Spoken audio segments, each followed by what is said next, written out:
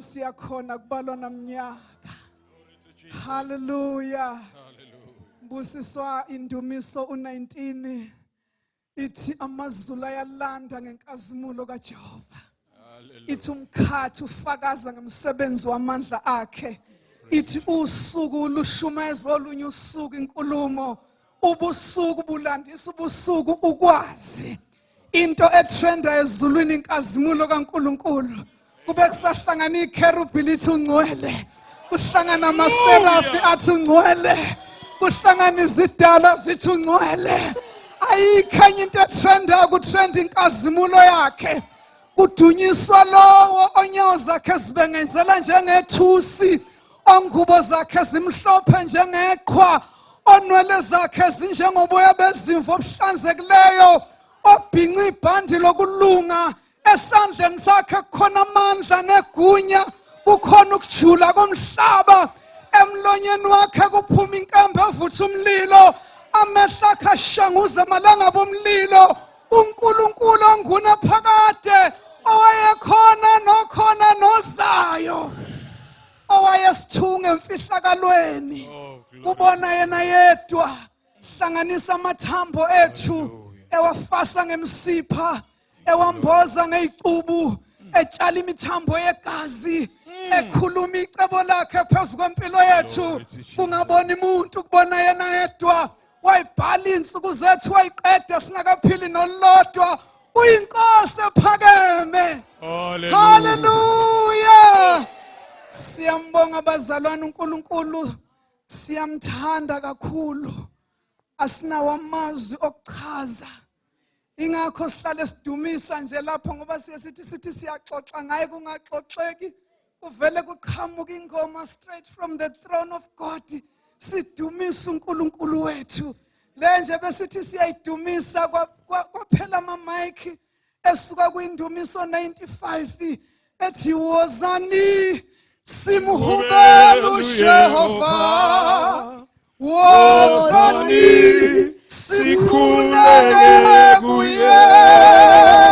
Wozani sikhuleke phambi kwakhe. Sithi ungcwele, sithi ungcwele. Wozani, wozani simhubele uJehova. Wozani, wozani sikhuleke kuye. Wozani, wozani sikhuleke phambi kwakhe. Sithi ungcwele, sithi ungcwele. Hallelujah. Siyabonga abazalwane njengoba esho ubaba ukuthi besize thina sazi ukuthi sizokhonza kanti sizokhonzwa.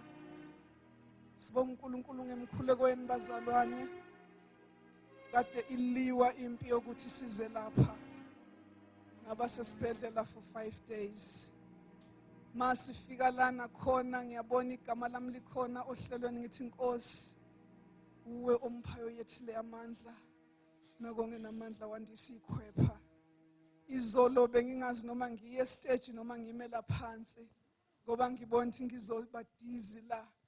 Kodwa uNkulunkulu odabula amazulu wehla wangiqinisa ngenxa yemkhuleko yenu bazalwane. Sibonga yonke i-team ekade si-attenda. Njengoba nje bengisesibhedlela akufanele ngidle noma yini kuze nezinto ezistrict ofanele ngizidle.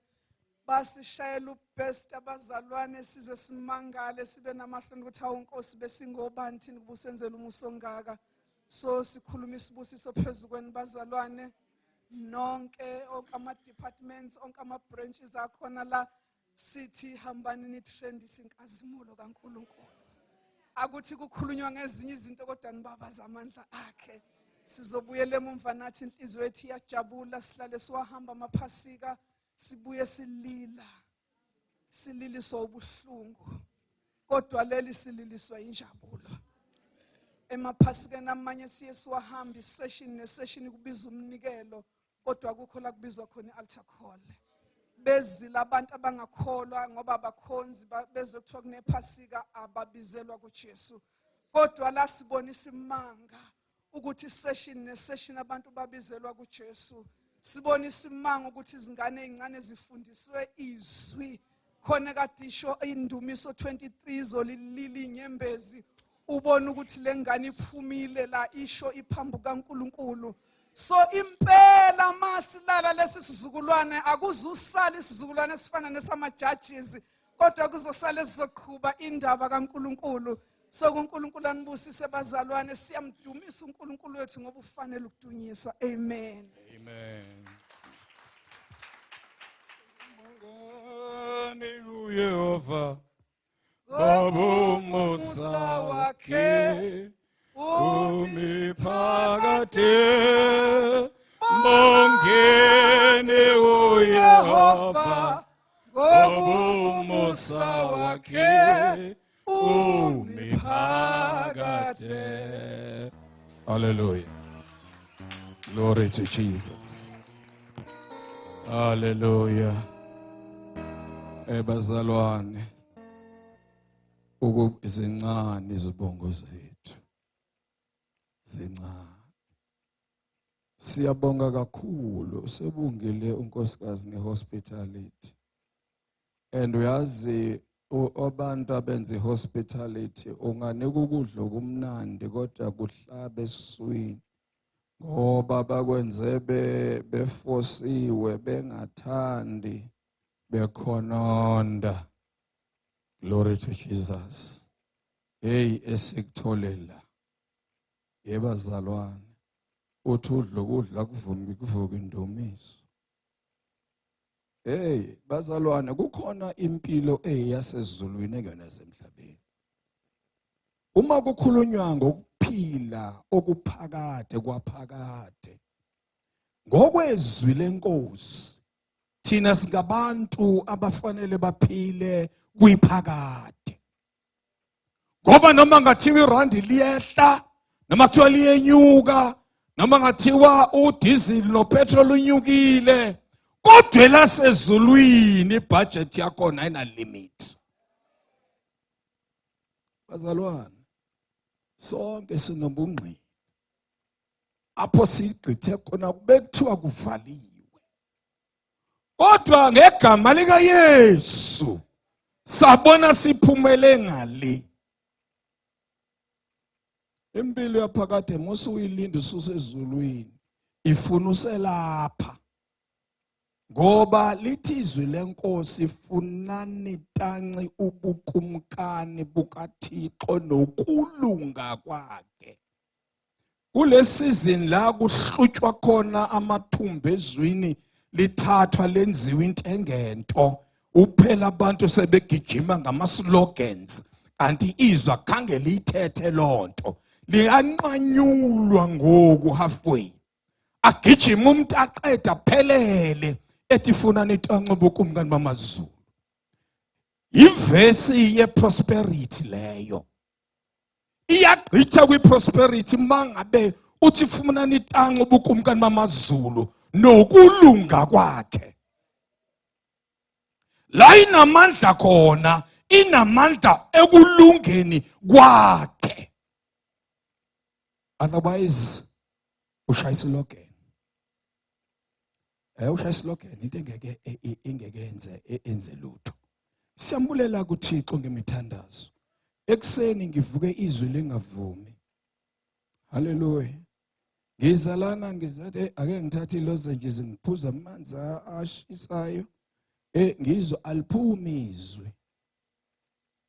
Kodwa ngesikhathi sendumiso angazi kwenzekeni. Hallelujah. Bazalwane lempilo eniphila yazi kumina ngathi ningahlale nidumisa njalo. Eniye kuvela phambi kaThixo ngathi niyatoyitoya. Hallelujah. Angazi yabona ama 2Ks wona ayazi lento. Yabona ngesikaze toyitoy. Umuntu bevela benamandla ongazange wabona umuntu lo unamandla angaka. Kwake kwatoyitoya kwenye indawo ekhona la eSouth Africa. Yabona le migqomo mikhulu amaphelebhini lawa akufakwe inkunkuma kuona athathwe itruck. Banamandla laba bantu. Bayithatha ingale kwendlela mhlambe is about 10 meters usuka endleleni. Bayithatha bayovala indlela ngayo. So ke ngoku xa sesithanda ukuzidlikiza kakhulu nathi sizophela sigood ekudanseni. Siphose ekuyona yona. Basalwane ipriority yethu ilusibizileyo. Ungazi ucinga sithi xa size ubiziwe nawe. Ulusibisileyo.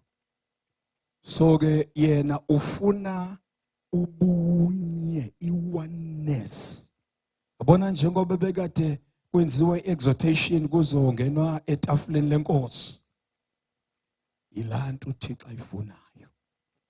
Oneness. Ngoba the first body uThixo ayenzile kwenza uAdam noEva.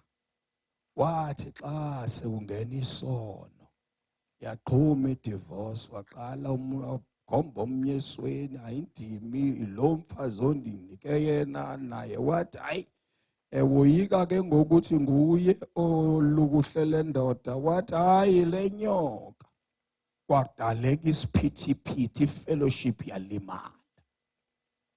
So when it comes to fellowship in Christ, that's where we should be found. Not in anything else. Zonke ezinye izinto zilungile zikhona, but nikuqaphela ukuthatha izinto ezizinsiza kube ngathi zizona eziyipriority. Kukhona izinto ezizinsiza. Abana benithetha nange keyboard. Yabona ke njengoba ngingathetha ngalamzalwane ententeni. Wani bethela ikeyboard kamandi. Kanti uyahlalisana. Ayibetha kamandi kanti uyahlalisana. Zange ndimbuze ukuba njengoba ufika nalomakotyana ucula kamandi kangaka inhlalo yeni njani. Ndandifika emqobedini ndiyoqala enkantosini. Ufanele ndibeke udaba endilithunyiweyo. Alubeke lo daba wathi xa kuphela 2 to 3 weeks wayiyeka ikeyboard ayishiye ehlela apha ayohlala esitulweni athatha iBhayibheli waqala afika neBhayibheli athi engafiki nayo. Waqala walifundisa. Wathi phele 3 weeks hayi wachitha umoya umzalwane wayengincede ententeni kwelidisha intente. Wathi hayi mfowethu. Wathi yabona njengoba nimamele kushunyayelwa indikhathazekile ndiyahlupheka. Ubona nje ndifika apha ententeni hayi ngonkosikazi endimtshatile lo uma womntanami siyahlalisana. Kudala ndihamba ndibethela uHathi ndibethela amanye men of God. Xa ndithi ndiyabaxelela bathi hayi akho ngxaki. Bathi akho ngxaki. Hayi man yini udinga nothi usukunyusela imali na. Eseyibethele ikeyboard iminyaka. Konakele phandle bazalwane. Elina lomzalwane. Namcounselisha. Ndawugqiba ndamthumela kwifamily yako wabo. Ndathi nawe ntombazana dibanisa izinto zefamily. Bayenza sabatshatisela entendeni. Glory to Jesus. Sabatshatisela entendeni bachata. Sijongene nexesha elifuna inkani. Le nkani yakho ibheswe elwazini ekulidleni izwi likaThixo more than ufuna ukutshunyayezwa. Ukushunyayezwa lokhu kusidalela amavila angafuni ukufunda ilizwi likaThixo. Meshunyayeziwe athi xa selefika uthethile utata. Yabona umqondeke xa etsho njalo ba uphelele phaa kulokuthetha katata. Akho nto azawuyenza emva koko. Akho nto azawuyenza emva koko. Angagijima eze kwi-altar calls ngoba enzela uba ngathi sizofilisha kakuhle. Kodwa angadagqithe kuba utshaba lusibambe apho. Hayi ngoba yena erongo, amaqhinga ngona wakhe. Amaqhinga ngakamtsholi. Uthi uYesu uthi waba lixoki kwasekuqaleni, kangabe nenyani. So why the Passover? I-Passover lamb le ize ifike, or before ifike i-Passover lamb, khona enye into ekubekekile nje belwa ukuthi ke ndiyi-address before sohlukana. Uma sesohlukana ngithi siyayisivale ngantoni? Ngofefe. Suke sivale inkonzo, sivale icawa, suke sivale inkonzo, senzani ngofefe? Isacela ke ukuthi ke esibukisane kahle ke ngoku leyo. Ayona ke eyimessage yosuku kodwa ke ubekile nje umuntu ake ndigqithe kuyo. Yandihlupha lento kwenye indawo khona apha eMzantsi Afrika. Lo tata ndikhe ndacelwa ebandleni lakhe ndiyoncedisa. Ndifike bejayiva into ongayazi kusemvuselelweni. Manje mina ndizobizwa ngo-last week ndibuze Thixo ufuna ndiyothini kwaba bantu, andibazi abantu bakho. Athi uThixo uzungabagxumisi, vuselela izinto abazilahlileyo. Wathi imvuselelo angokuxhuma-xhuma, wathi kuvuselelwa into ebikho. Wathi ke ngoku sebefaka izinto ezintsha ukucima la ngqambu yento right, bakhele enye into phezu kwenye into. That is what is happening kwelamalanga. Uyibone ngathi inhle. Yabona baba jayivayo xa kukho isipili esikhulu endlini eseserumini, ujayive esijonga etreinela uba azondijayivela apha. Ubuzondijayivela apha. Nani bese nabazama ukulinganisa nomama nabasebebadala namathambo wasavumi kakuhle bazama ulingisa lanto. La mntu awumazi ubehleli nobani ngela xesha ejayivela esijonga esipilini. Isipili sakhe sesithengwayo asilona ilizwi likaThixo. Fika zonlukuhla nize apha. Ndaba buhlungu ngelinye ilanga ngoba mamelane bobawo. Njengoba simane sima apha sithetha phezu kwenhloko zabantu. Uyabona abantu osuthethe phambi kwabo bangaki? Ngoba xa ndithetha nani Friday ngithetha namhlanje, elo nani liya multiplier. Ndiyawuphendula kuThixo ngako konke endikuthethileyo. Ndiyawugwetshwa qatha kunabanye. Kuba ndithatha iplatform ndathetha ndafaka into endizithandayo. Lonto ivile unkosikazi ethandaza, sinomthandazo apha endlini uthi Thixo noma intoni usithuma kuyo, sicela kube khona isafe phakathi kwethu nala usithuma khona, ngoba sizethembanga uba singakwazi ukulumela iqiniso ngawethu amandla, ukuze Thixo kugqithe qha la nto isuka kuwe, ngoba badinga wena badinga thina. Nangoku ndinalo mthandazo ukuthi Thixo yazi ndidinga ngabantu. Glory to Jesus. Esechila unkosikazi ukuthi siyahamba izindawo. Ipasika yesibini lesispenda nani. Sibona kuyenyukela ukusikoyika uThixo. Kuyenyukela ukuyika uThixo. Vuthulani ke ngoku. Vuthululani yonke enye into efuna ukuziphakamisa ngaphezu kokwaziwa kaThixo ezimpilweni zenu. ndibe nomthandazo ndathi Thixo sizokohlukana namhlanje kodwa umuntu osenzela ifavor nje sikubone senzela ifavor nje sikubone ngale last day sekuthiwa siyahamba sikubone wathi esike last day xa ekhona onxaniweyo senziwe iconference zezo zonke izinto wathi xa ekhona onxaniweyo sebejayivile benza yonke into kodwa unxano alisangela uphela bazalwane ndiyazi ke ukuthi ke sasathi ukuhamba kuyoba zinsukwana nobethi uyekile uyoyika ujive uyawubuyela jive xa selebuyela uzobe jive wes kunalento abeyijive ngenxa yegwele elinobubi phakathi ungayenzi into engekho ezwini ungayenzi ndengisizele naba keyboard play awunyanam sebethi xa beyibetha ikeyboard bese khala impempela ku keyboard sebeyekile uzithenga ngoku basifake ku keyboard ubona ndithi ke mina ke ndiyayicela ukuthi sundincedisa xa ndithethayo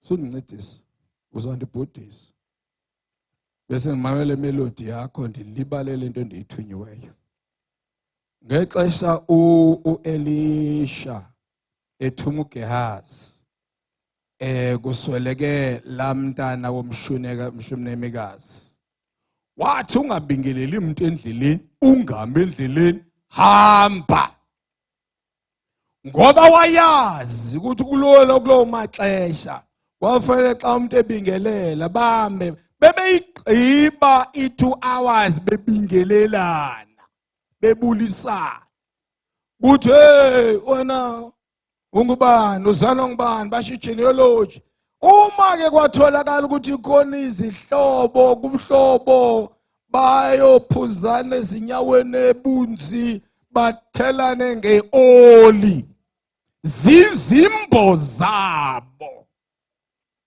wathi xa imthuma wathi ungahamba endleleni ungabingeleli umuntu ngoba xa ke wabulisa umuntu endleleni uwaste ixesha ufile umntana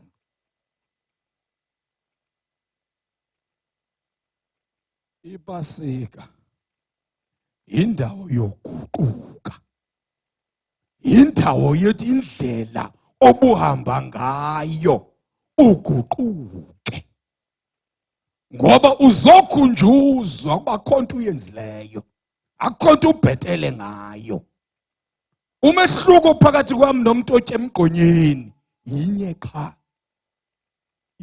lubabalo waba nenceba kuMthixo umohluko yiloyo uthi kumngelinye ilanga nethatha into uthi nina nibiza abantu ngabahedeni akundimi njalo ebenibiza umuntu ngomhedeni umuntu ofika wamapha phambili wathi wabona ukuthi babhetele kunabahedeni xa nifika endlini buzwa mina ngoku ngathi thini Thixo asakwazi ukuthi ke ngoku hayi akhange nditsho mina kutholoyi fanele manje ngixhoma izandla ndime ethubeni ndithi Thixo senze mistake siyaxolisa asenzanga kakuhle uthi uba nithi bangabahedeni kutheni ningabasindisi ngoba kusho ukuthi nimbabeka amabala nje nenamandla okubasusa kulanto make sibuyele ku basics of the gospel. It's not us but it's God who does it. Mawungayiqondo ukubuza onyana bakaSkeva. Ya, ubuthi emaSkeva abathi ngegama lika Yesu lo chunyalwa nguPaul. Hambani madimoni. Kuma madimoni adom ngolohlobo. Amadimoni asikavela athi hey thini siyabaza abenthetha ngabo. Nina ngobani? Ngavakalayo lalithi asikwazi ukusondela bona siyaboyika. Ke nina nime ngantoni? Babethwa lithi iBhayibheli bahambaze. Ngexesha bengena pha kusho bebexelela bayi sanapha thina sokhupha lo madimoni. Iwundlo elahlatywayo lingcwele. Ngithanda indlela okuemphasizwe ngayo ubungcwele apha. Lingcwele ibani ngcwele kuba nam ndingcwele utsho uThixo. Abaprofeti bakudala bebethi mabeprofeta mabesayina off bathi utsho uYehova. Kuba bebezikhupha bona kulento ithethwayo. Kuba abanayo into abanoyithetha. Wafika umprofeti osemncinci ongena experience walukuhlwa ligqala lomprofeti eselawa kudala. Ethe uThixo makangacitshi into makajike angabi nangale ndlela phina labuya lathi uThixo uthe uzugade kulabo uThixo uthe engakanga atsho kuwe. Enye nje wena basela ngale ilanga bafika eminye umuntu wapha kum wathi uThixo uthe uThixo wena ngumyeni wami. Hallelujah.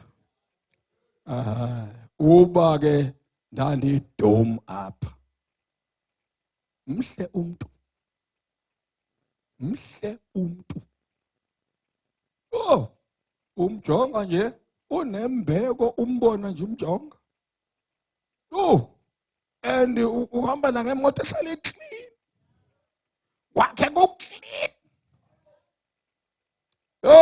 Wathi hayi uthe uThixo ungumyeni nami. Uceba ngalandi ofika kuloo nkosikazi bandangena kuloo nto. Nasuka ndathula ndathi hayi andikamphoxi ngathi ke mamela ke uthethe kuwe uThixo loo nto akayithethanga apha kum. Ke ake ndiyombuza uThixo ukuthi uyitshilo nala nto. uThixo vele wavala umlomo ndathi hayi akangatsho. Masenze umxele eThixo ngicela angasuki kuwe kodwa ndizamxela ayikho laa nto abeyithetha. Makakabuye ayothandaza.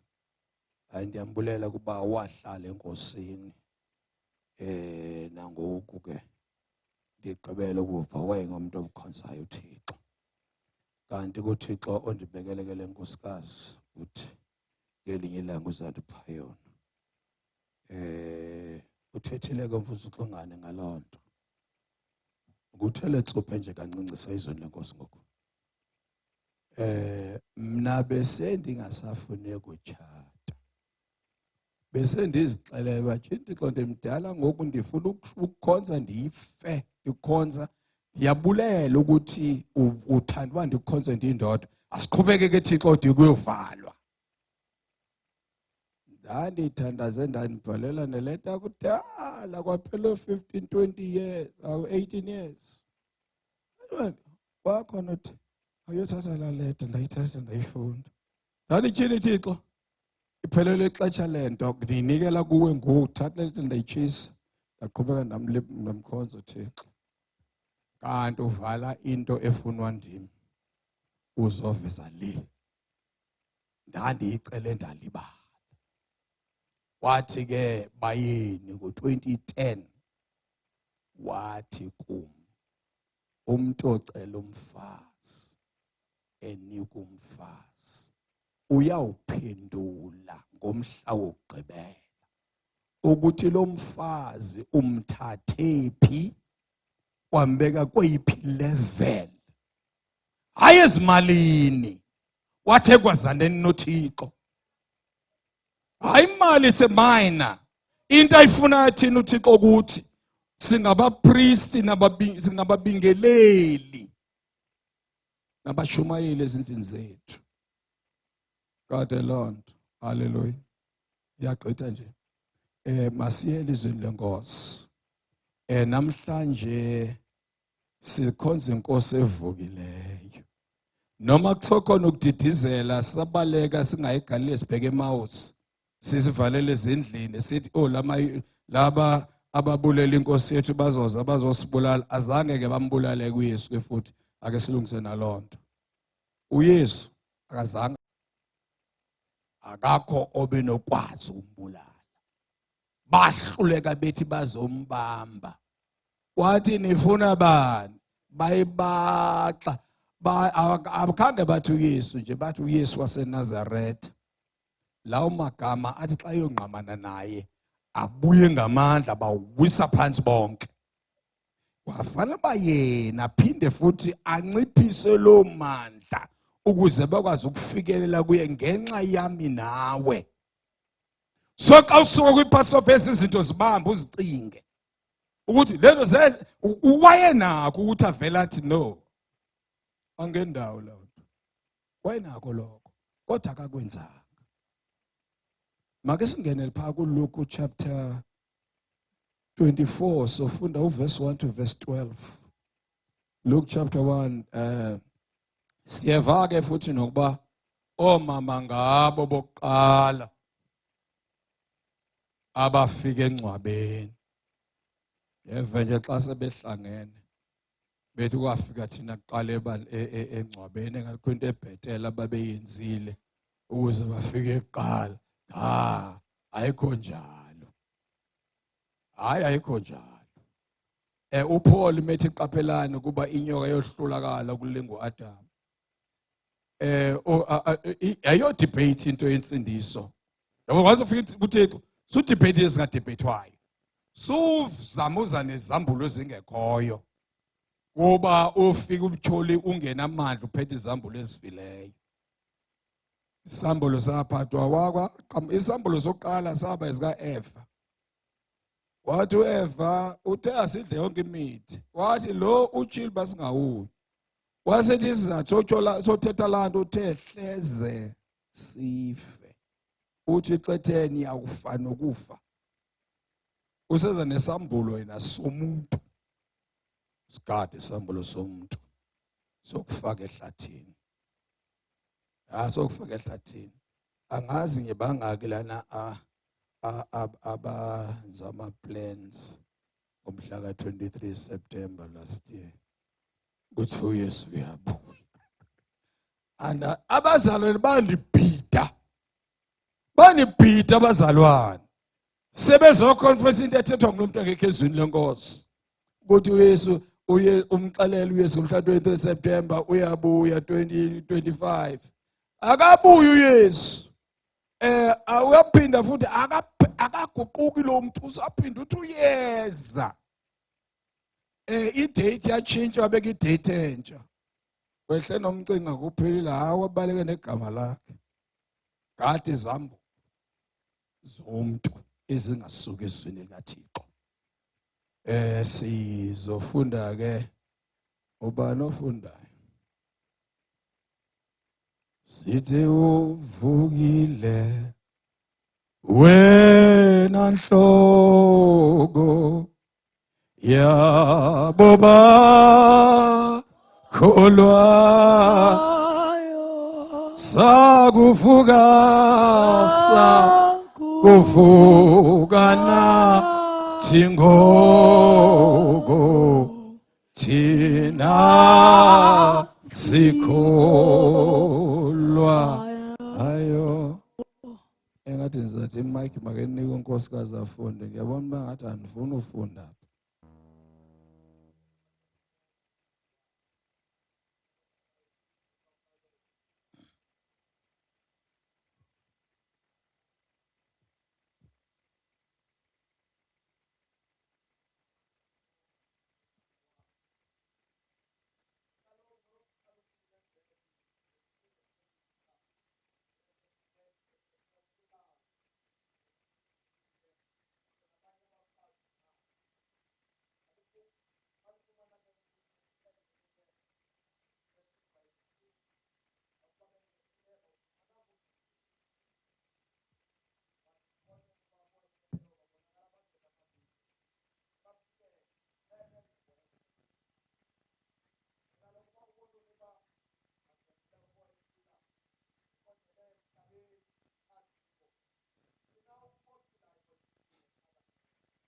Yini na ukuba ophilayo nimfune kwabafileyo. Qhubeka.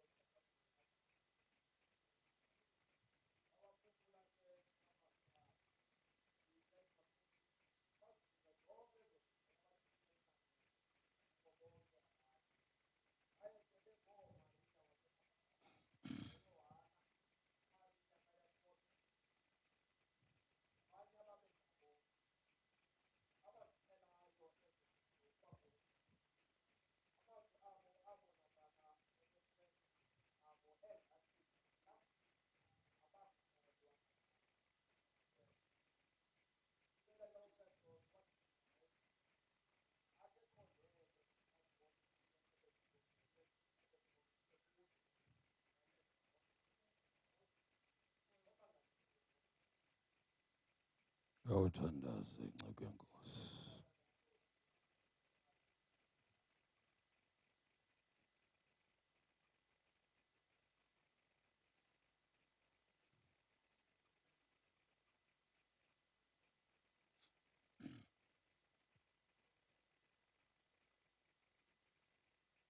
Amen. Ukhona into ebengithe ndizoyi-addressa and ndagqitha nje kuyo. Leyo fefe. Lamfo ke endandifike kubo ebandleni. Uplana kwikota. Uyokhompyutha nomunye umzalwane kuba uplanela uba akakasusele ndoda kudala umane kukhethwa konyulwa yona yodwa. Wafike wathi xa ethethayo kwacaba ke imessage yayisiba kuba bincinci. Wathi wena ke ukhutshwa ukuthi nje awuthathiswa nofefe enkonzweni. Wathi luyini ufefe? Ndaba bokhubeka ngelishwa anikwazanga uba ndiphinde ndimbone. Kodwa xa ndimbona ndiyafuna uyi-addressa into yofefe. Xa kuthiwa ufefe ndicela silifunde ezwini khona uyomane urefer khona. Cela undivulele ulifunde. The last chapter uPaul ebhala. It's one of the Corinthians. It's last chapter or 2 Corinthians, if I'm not mistaken. Last chapter, last verse. Yes. It's chapter 16. 1 Corinthians chapter 16. So I think it's okay. Are we found it?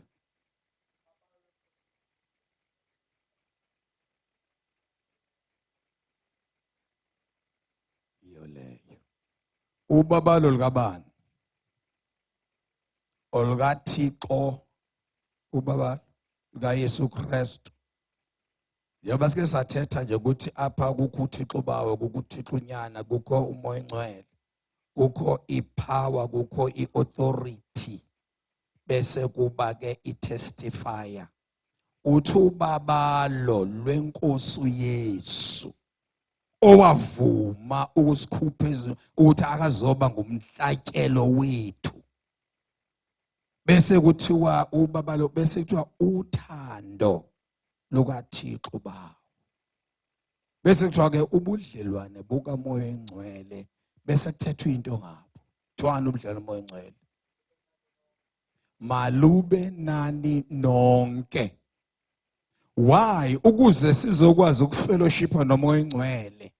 Siqale kuThixo lo osithandileyo. Waseze asharisha uYesu ukuthi lolu babalo lolu fefe lufike kuthi. Athi uYesu mesebhizi emhlabeni. Athi akulungile uba ngihlala lapha, kufanele ngiphinde ngiye phezulu. Ngizonilandela ke lo ozofellowshipa nani. Uyena osigcinayo sihlukana noma kuthiwa inkonzo, ngoba xa kuphunywa apha umtholi uveza amazinyo uhahamela ufuna lo yazamnqakula amke. Xa wenza ufefe usemthandazweni ngenxa yalabo bantu nohlukana nawo nawe uqobo lwakho. Sigcinwa lolo fefe olwenziwayo. Xa sekugqitshwe yonke into, Thixo sikuvile sikubonile konke. Sakuvuma okunye kodwa sicela ukugcinwa. Sithi futhi baze bathi abanye ukuthi uYesu adabuye. Kuba xa sizogcina uYesu adabuye, omnye xa siphuma apha inkosi ngambizela kuye. Ukushuthi ke manje ufefe nalobu bunye sezophinde sihlangane emafini sesihlangabeze inkosi uYesu. Ufefe yakholwa sophinde ulithathe ngendlela efanayo. Uze ungathethi kakubi nangalo. Uthi abantu abafuna ukwamkelisa ufefe, bafuna umhlali bamkelisa ufefe. It's not something you can do lightly. It's a huge responsibility into yofefe. Kwezinye indawo uthola omama bethana athi singalithatha ufefe. esho nge-attitude wrong, i-attitude iyodwa icima yonke into. Usathana afake zakhe curtains. Hallelujah. Ayandingxoli bazalwane, iyanhlupha loo nto. Uthola abanye bazothi ufefe nobudlelwano bongcwele, amen. Akayiqondi lento ayithethayo. Akaqondi ngoba lapho you are ushering umhlambi kaThixo to his grace ne fellowship kaMoya Ngcwele. Amen. Tema ngi-address nje leyo sidlule. Uhleli phansi nje tata, zocela ke sihambe nawe ukuze ixesha leli ndilibambe. Awunifundele uverse 1.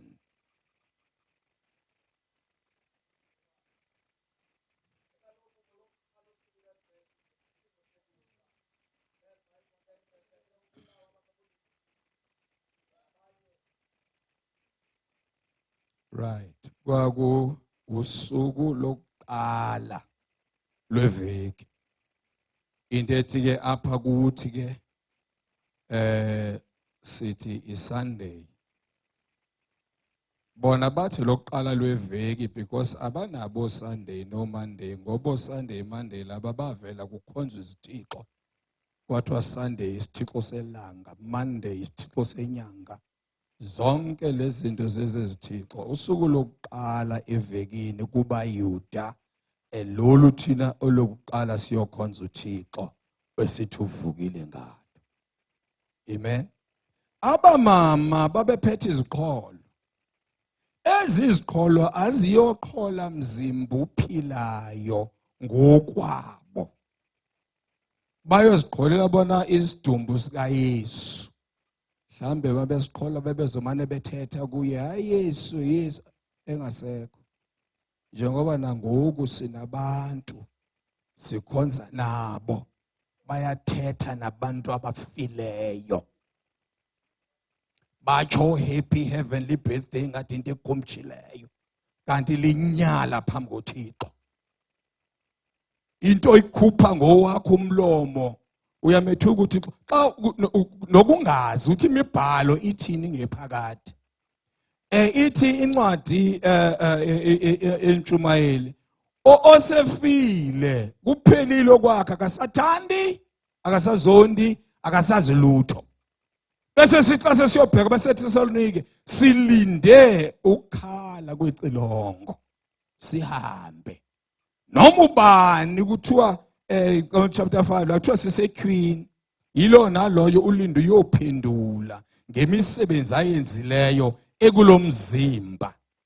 Sivela kumasikweni apho besinqula khona into esingayaziyo, sinqula abantu abangekho, sicinga basinqula uThixo. Ke ngoku xa lithi iBhayibheli into zakhe sezike zabantsha, okudala kudlulile makudluleke. Ukulilela umuntu osihlobo sakho ku right.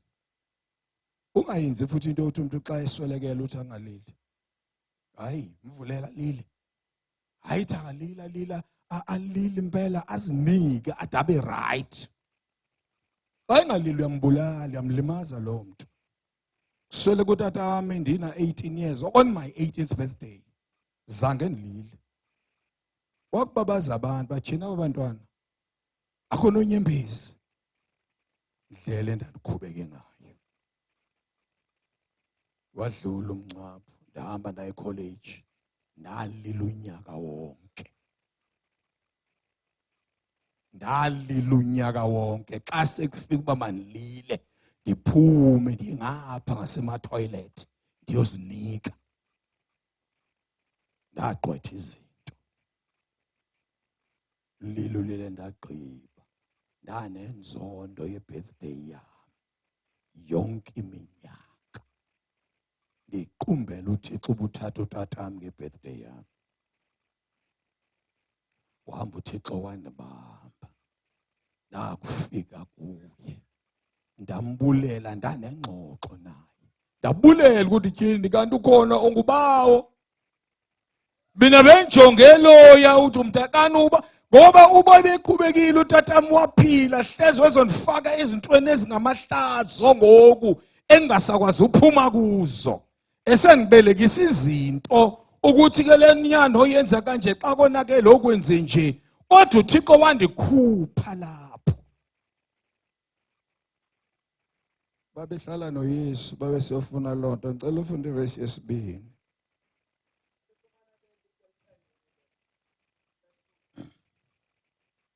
Walifumana itshe liqenqiwe xa sijonga ngale kuMatthew kuyathetha ukuthi ubani owaqenqa itshe.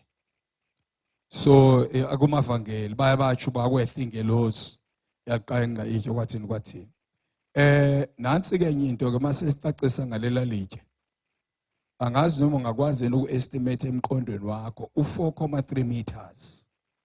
Lela litshe elalivala ingcwaba likaYesu line groove nje lingcwaba eyale elalitshe i-circumference lalo kwaku-4.3 meters.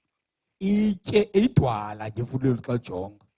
Wase kuthathwa ke akusona isikhonkwane lesiyana chisel elikhulu lifakwe ekhoneni ukuthi akakho umuntu ukuphuma kwaleli litshe fanele lihambe ngale groove liyophumela ngale. Angeke kwazi ukulidonsa kwenze lutho. Kwakusilela ukuthi noma ubani ongafika akekho umuntu ozokwazi. Kwathatha incutshe uba mazilisile letshwinwa ngaloko bekuphawu ukuthi uma ukhona ke balithinta kuzoba khona lento ukuthi linyakazisiwe. Kodwa umdala wensuku, haleluya, uIsaya wethi ngathi ungadabula amazulu wehle kuzamazama into abaphambi kwakho kanti uzowadabula amazulu ehle. Bafika nalaba maxoki lawo bekuthiwe nawo ahamba ayoxoka ambisa iphepha elingekhoyo. Amangqini okuqala bona uYesu lawo ukuthi uvukile bahamba bayoxoka nje ndiyacinga uba mabethola imali mhlawumbe abanye baguquka bathi kodwa hayi lento esiyithetha ayikho. Uvukile la muntu. Uvukile la muntu. Haleluya. So konke lokho kuseyimfazwe ukuthi masingakhululeki. Nangoku isaqhubeka lo mfazwe. Isaqhubeka nangoku. Sesijonge uhulumente ngoku. Uthi xa wathi uve uThixo ethi uphambene. Fane pha ebhofolo yamageza ngoba uligeza. Sijonge nalonto imfazwe ayiphelanga.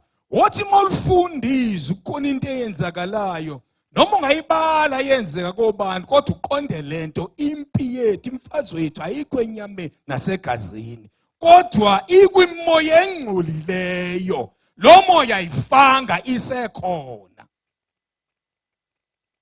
Kodwa sibulela ukuhlatshelwa iPasika.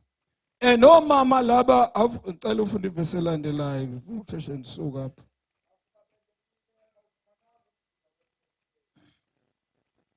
Abawufumananga umzimba. Bangena kuma expenses, bathenga amakha yonke lanto. Bayofuna lo mzimba abawufumananga. Umzimba wenkosi uYesu. Khona izinto okuzifune ucinga ufuna izinto right.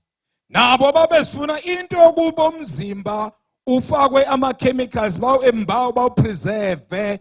Ayona into elizwe likaThixo kwakungamasiko nezinto zabo ababezenza. So ke ngoku sinakohlukaniswe ukuthi lokhu kuyilizwi likaThixo na. Ndafika kwenye indawo ndothuka. Upheko kuthethwa ngokupheka ekitchen indoda enkulu. Ithi hayi izwi loma ilizwi othi omama bayopheka ekitchen. IThixo wami. Yase ndiyifunda iBhayibheli ke ngisuka ngapha nangapha ngalithola ngalo visa ngafanele ngiphinde ngiqale phansi. Zange ndilithole. Mawunaloko nganika. Isizohlule izinto engeke ezwini likaThixo ayikho. Futhi noma ngakhona izinto esivumelana ngazo.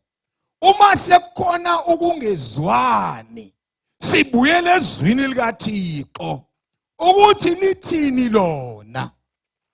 Sifuna umoya oyingcwele ngoba ulandela izwi. Uyena osiholayo. Ukhonza umoya oyingcwele engekho ave kunzima. Haleluya. Ave kunzima.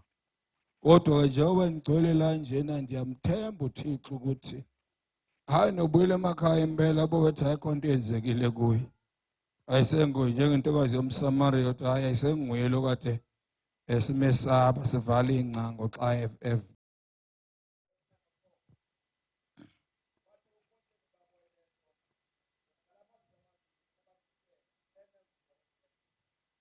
la madoda amabini enengubo ezibhengezela xa ufunda ivesi elandelayo.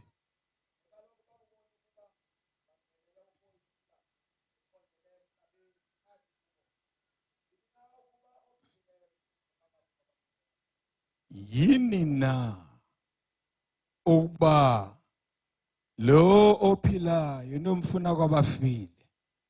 Amen. So zikhona izinto imvelo yami zininzi izinto endigqithe kuzo ebeziyi-solutions empilweni yami. Kodwa ezingaxhaswa lilizwi likaThixo. Uma sekufika ingxaki kukhona la nto ekuthiwa yi-subconscious mind, le record emqondweni wakho, khona i-active mind, kube khona i-subconscious mind. Egcine yonke into ungakazalwa wazalwa namasiko obufundiswa wona nokuhlupheka kwakho nokonke likurekhodile. Subconscious mind, it's a dangerous thing emzimbeni womuntu. Inhliziyo nayo hayi ingozi. Xa ngithandaza nje Thixo ngicela undlungisele inhliziyo nezinto zayo nomqondo, subconscious mind take over. Njengoba athi kuYoshua cinga ngalo mqulu imini nobusuku kuliwa nala cassette. Ukuthi xa seyivuka la cassette ifuna ukukususa esitulweni sikaKristu ikufake ezintweni zabantu uyofuna impendulo yakho kwabafileyo.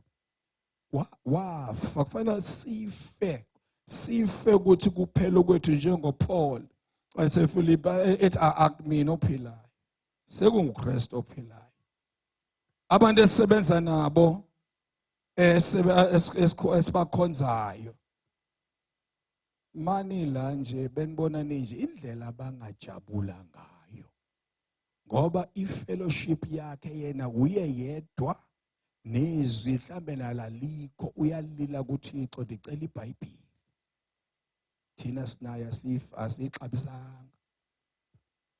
Uma kuthiwa kukhona umzalwane emlidisha umoya ongcwele mhlawumbe lapha yena umzalwane kuthiwa ngapha eKokstad uhamba ngenyawo eyofuna lo mzalwane akadinwa kuba ulandela la fellowship. Xa befika kula mzalwane uba khona ipage eBhayibheli anayo uzohamba nayo kuba useyifundile isilapha kuye. Akusena izwi amane lithatha elifunda, it's a living word, liphila kuye. Useyokhangela balona unalo yini lele ndinalo. Afike amangabe akabi nalo khona omuya amazi alishiye khona thatha nalo. Ukuze afunde lele linye. Bangamahongo ofunda ilizwi likaThixo. uThixo sithetha ngemvuselelo yokugqibela. Ngisacela ukuthi ndiyijike kancinci ke lonto asithandazele imvuselelo yami. Masuka apha hamba ubheke egumbini lakho Matthew 6:6 uhambe uyozivalela. Uyivile kuthethwa ngemvuselelo ezayo. Izokufica umaphi wena ungavuselelekanga. Yabona into eyenzakalayo xa kubehle iPentecost moya ngcwele. Babekhona bebezokhonza kodwa bathi hayi bancilile apha.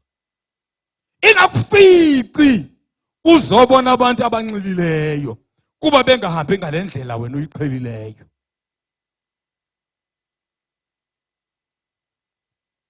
Vukile uYesu. Uvukela ukuzovusa izinto esesazibulaza, esesazicima. Uvukele lonto uYesu. Uzotshintsha umuntu.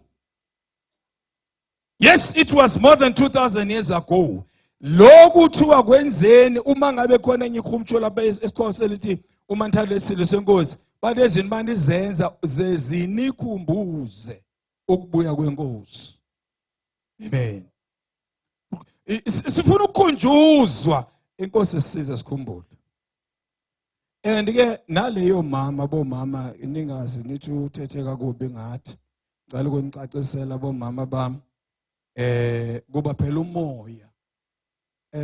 Ubona lapha amasindiswa nasefuna u50%. Hey, uYesu akana 50% uYesu. Uzana ukurojwa nalo uhulumente wenu athi anything 50%. Hayibo, uyazithoba. Uyazithoba ukudale waba 100%. Wathi xa yethu uzosuka uyotshata lamuntu uhamba u100% uya ku100%. Denze ne50-50 ngoku. Aniyeke.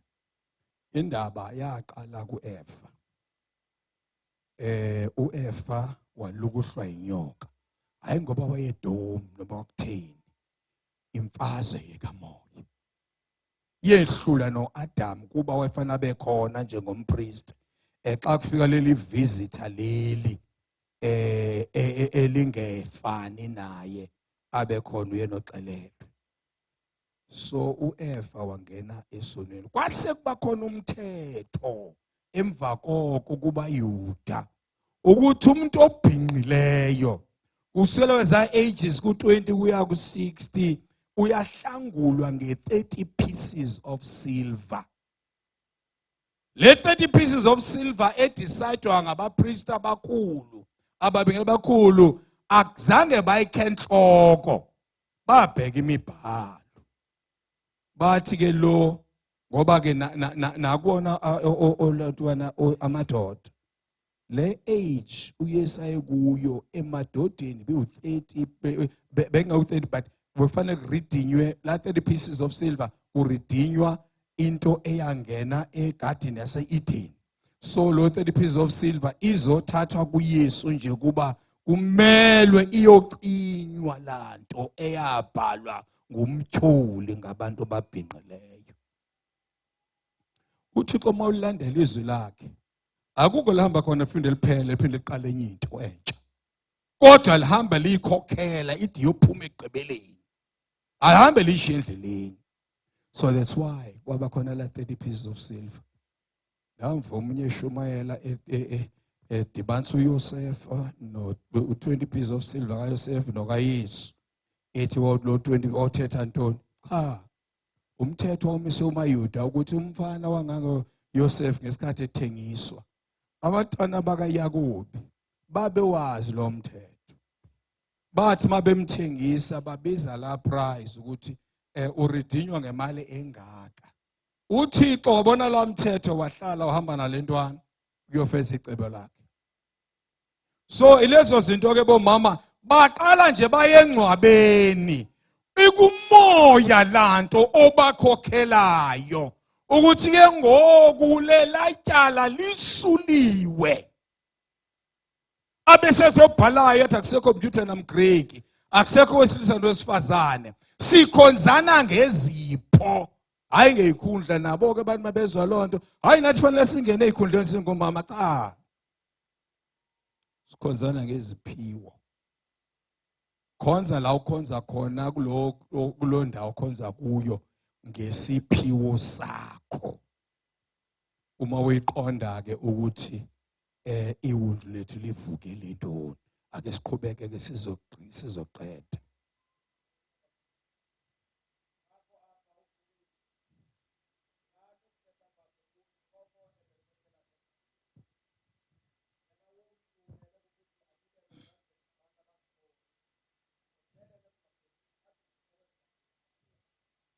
Uyayiva loo ntetho? Kwakumelwe futhi ukubetheka ngenxa isizathu sakhe wanikelwe ezandleni zabantu abangaboni ukuba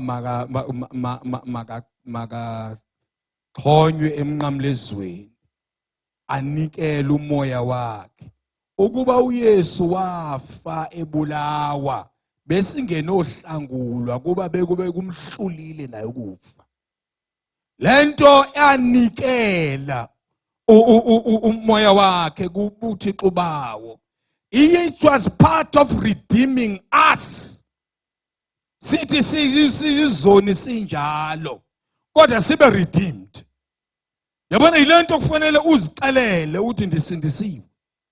Anafika esibhedlela ukhona ngisho ogqirha abangizangoma banxibe izinto zabo noma ihamba uyabona akahambi njengawe xa ehambayo. Bona hamba yashaya une purpose kodwa la yakho. Maye wena noma usindisiwe uyayihambela nje uyiqondi le. Uyayiqonda lento yakho. Hey ndafika ndathi eThixo ngisesigodlweni sika Sathane ke la ngoku. Never apha ngathi khona izinto ezithi ndathi jeni. Ndizophila apha. Ngizoshumayela ndingqine ngobukhulu bukaYehova. Ngoba kufanele iconfession yami ndiunderstand. Waxoxe kakhulu ngezinto ezinye lapha na. unoYesu omkhulu kangaka. Hallelujah. Siqhubekeke sesizoqeda.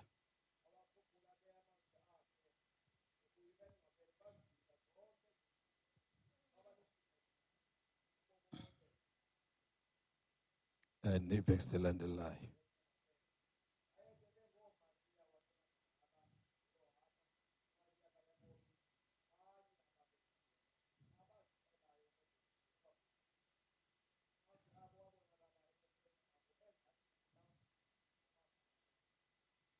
Thixo. Nabo Maria baninzi ne. Uthatha udune bethi Maria namunye uMaria. Baninzi abo Maria. Kodwa ungathi yazama ubacacisa phuluka ukuthi ngomphi nomphi. Baninzi abo Maria nazi intoni kule gama elinguMaria. Apha ke siyabona ba bona bazidina noma sebeyo report kulabo ababathembileyo. Bavela bonke ayikho kwalanto balavuza ayikho lonto uJesu ngendlela abambone bethwe ngayo. Indlela uma ethi uIsaya wangena enkangoleko ukuba singamthatha simbone ukuthi ungumuntu. Bagqibela ngalo picture. Uthi hayi ayikho lento nje. Kanti basazophinde baphindeke futhi xa uPetro sesetrongweni. Nala ntombi lantwazana ubone igama layo liyafika yathi uPetro semnyango. Uroda. Xa ifika ithi nangu uPetro. Hey bathi uligeza. Uyenzeka ulapha. Ungazofika ekutheni wena hayi wena akhe into awuzokuba wrongo wena. Kwenzeka lapha. Hey bayithuka intombazana ikumoya. Yay operator kwelesithathu izulu. Ebuthathini bukaThixo buza neindaba. Kodwa kwazothi abantu abathembele banezikhundla bathi uyahlala. Hayi baba sinikela kuye eyakhe. Uma nithi akhonto engikwazi ukuyenza konke ngokwakhe. We have dedicated yonke into yethu nemoto asinamoto nendlu asinandlu sithi okukaYesu. Noma ngathi ngoba ukufa kaYesu kwakuzoredeema thina. Uke wathatha umfundisi apha ngokulima. Khona enye inceke uyangapha eMaritzburg ethetha ngalento yolimo. Ithi mawusindisiwe uphila ngcwele. Into oyilimayo soze ityiwe lezi lwanyana lezi. Asoze ityiwe zizo. Uthi yena mabetyala uyazixelela izinto. And futhi xa kuzovunwa eyokuqala uzoyisa phandle ngokusho kwelizwi. Uthi yabona mze isikhwebo intoni ngesixhosa engilibele. Isikhwebo sombona. Sesikhwebo sihamba kunye kapha. Owakho umbona ukhupha nga6 xa ityalile. Intoni uYesu ayenzayo uma esiredeema bangcwele. Umqhele lo wawameve enhloko. Umqhele wentanga zange ayidale eyavezwa isono ukuqalekiswa komhlaba. So kuxa selesindisiwe leso siqale somhlaba asikwazi uba sibe phezukwethu. Evukile nje uYesu. Ingakho kuthiwa nesishumi esizikhuphe yonke into nemali oyikolayo iqalekisiwe. Xa sewukhupha isishumi uyinikela kuThixo uthi jongwe nguye. Hallelujah. Uma ebethola imadlana encinane athembeke esishumini once ekuthiwa nasi sixa semali. Kwakhala abanye abaku leadership ngelinye ilanga ngexesha ndiretire. Ndaretire early emsebenzini ndicaphukiswa kuba ndizathe stress azimamelisi. So le stress up ndathetha ne-senior management, mamelani le company le imele iyondle abantu iminyaka le nto eniyenzayo niyayibhangisa. Hayi ndanafika kwabakhulu urhulumente uqobo lwawo labo ubona bethetha nje benixela into ezininzi. Nayininzi into endiyazi ngabo. Ndabaxelela ukuthi bengazi kwanale company yabo. Ndabaxelela ndathi hayi musanikwenze nje. Banele bayibona imali. Baxela ungaxokisa ke ndiyeke apho. Bathatha babheka le babhekisa le. Andiyeke ke eyabo leyo. So kodwa ke le oyitholayo bese bethi ke abelungu bayithandazela imali cha abazange. Yaqalekiswa ifuna wena uthi ume kakuhle uzazi uba ungubani ebukumkanini bukaThixo. Funa lonto cha. 2007 ngenyanga uMeyi ngenyanga ende anazi kwakuthini uMeyi abemde kangaka. Kodwa ke sekubhetele ngoku since nonkosikazi akasekho mdumeyi. And futhi ke kubhetele ke uba nebirthday yakhe ngoMeyi so sikavela bemfitshana. Ngelo xesha leyo uMeyi waphela uMeyi ndingenamali neyo grocer ndinemali ayiphelele. Ndahlala nentombami ke pha ndithi ke nephumla imali andinayo mntanami. Sizothatha half yonke into esiyityaya apha endlini. Okuthi kuzazibonela ayikho imali. Ndiyasikhupha isishumi. Kodwa ndinesifo samatyala. Ndiyasikhupha isishumi. Ngiqala ngaso. Uma ithi ngiqende isikhuphe kuba bazawitsala. Ndiphele ningasakwazi ukukhupha isishumi. Ndathi ke hayi ke Thixo. Ndimile apha. Xa sibuyayo lamntana xa sifika sibeka igrocery phansi. Avela athi Daddy, let me pray. Akanga thethe into eninzi lamntana. What Lord Jesus, thank you for the sufficient provision. Amen. Osi Yesu ndiyabulela ngalo utyokoneleyo. Wathula umntana sathi ndizayibeka pha. Hamba ndiye enkonzweni. Yalakhonza ke ngoku. Ndiyahamba apha uthi Daddy umngqusho ngikwazi upheka. Ngawundifundise ndimfundise. Ake nopheka ndiyakwazi. Hallelujah. Ndimfundise ndithi ke kuba uyaqala beka pha. Ufaka amanzi angaka. Kwesi stove uzosetha pha ukuze ungaxakeki. Ndahamba 3 hours later ndabuya. Uphuma ngale roomini yakhe uyakhawuleza Daddy. Ithi ntoni mntanami? Athi kumele kube nje. Ndikunjani? Athi zobona. Imbiza zigcwele umngqusho ziyi2. Ndithi ziyi2. Ndithi kwetshini. Ndithi uphinde waeda namntanami. Uthi andiedanga ibisoloku inyuka ndathi nakhuphela kule. Ndathi mntanami masiye kuThixo simbulele. Ndathi uThixo uthi ngela bese kuyinyanga bese ku end of June lapho. Ngoba end of May ngathi ngaf end of June ya andaba nana mali yegross. Kwathi inyanga elandelayo ndathenga ke sengithenga ke manje sekubhetela inyanga. Wazobuya ndithi mntanami uThixo uthi ngela xesha ningenayo into ngoba la half yegross awalasta 2 months. Wathi ngela xesha ningenanto nansi into ebendiyenza. It's possible. thembeka kuThixo qha wazi ubekuvukeni kwakhe kukhona isolution yayo yonke into yakho.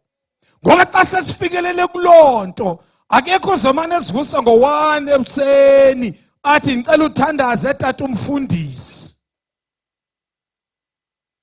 kuba naye umile. Zikhona izinto ezidinga ukuthandaziswa, hayi anditsho ba niyeke lonto, kodwa funa ukukhula ungayeki lonto kuba ndichilo, iyeke lonto kuba ukholo lwakho lukulo level.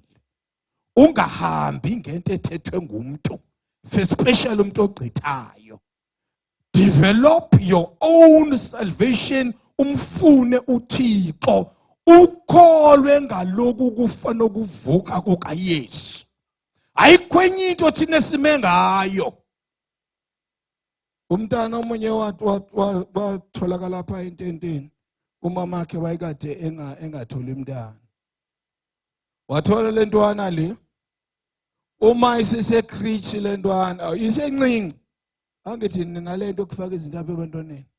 Igama lana igama lantoni lithoni? Khona igama lakhe lithi lento uthi abantwana nithi nivikele imimoya. Hallelujah.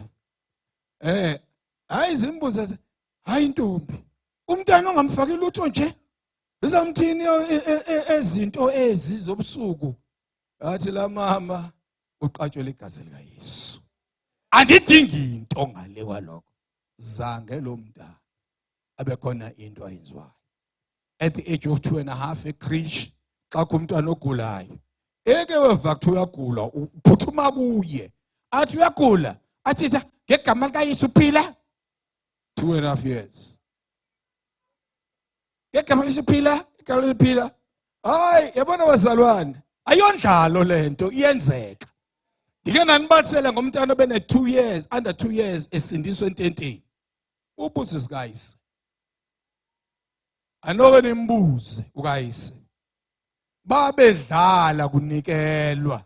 Ndiyavuya ukuyithetha lanto ekhona umuntu wayekhona. Andikho ndisententeni. Ndishiyo nomzalwane nomsebenzi. Sebeyanikela kusethiwani, sebeyaxoxa ngomnikelo ngexesha lenkonzo. Umoya Ongcwele wacaphuka. Wathula ngomntana. Wathi thulani kusendlini kaThixo apha. Ecaphukiswa zizenzo ezingamzukisa uThixo. Lo mntana njengoba ndithetha nani usePasikeni eGiyani ubethela ama-ministry i-keyboard. Aqala uyibethe na 4 years. Ithi xa ezukisayo ngesitshangane sakowabo, umamakhe umake wamphazamisa lile ngoba wenza into yasekhaya ezulwini. NoYesu wathi beningazi na ubafana ndenza umsebenzi kabawo, bekhalela for 3 days besikufuna sikakutholi. Eyasezulwini into ayifani nayiphi into wake wayifumana. Futhi soze ukwazi ukuyongezelela okanye bekhona into loyicuthayo kuyo, iyiyo ngqo. Lo Yesu lo wafela lonto. Akafelanga izitori, akafelanga izimali, akafelanga nto uYesu. Umfundisi ndafikela kuye wayekathi esiqoqodisa singamadoda. Athi chinini nanimazi uThixo nini. Uthethwa ngesakhiwo senkonzo. Athi chini uThixo animazi nini. Nithetha ngebandla elingenamali. Nithi ibandla linamali. Niyamazi uThixo nini.